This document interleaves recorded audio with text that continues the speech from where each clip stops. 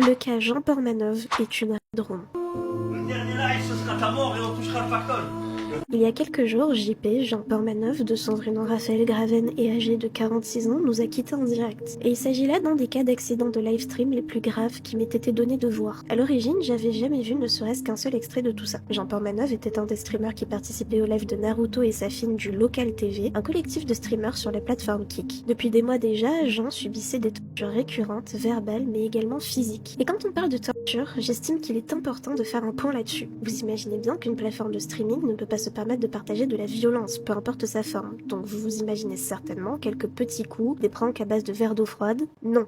La plateforme Kick a laissé passer des coups de pied, des étranglements, des bassines de peinture, des bombes puantes, des insultes à outrance, des coups de poing, et même là, je skip d'autres informations. Des dons étaient faits régulièrement pour alourdir ce que Jean subissait, comme dans une room où les gens paieraient pour voir quelqu'un se faire torturer. Et le pire dans tout ça, c'est que le doute quant à sa mort plané. Un extrait vidéo montre les membres du local demander en plein live à ce que Jean assure pleinement que s'il venait à nous quitter, ce ne serait pas de leur faute, mais celle de sa santé.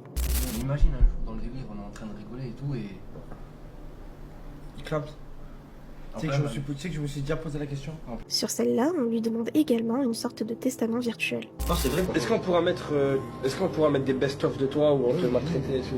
Non, peut-être pas, mais moments joyeux et...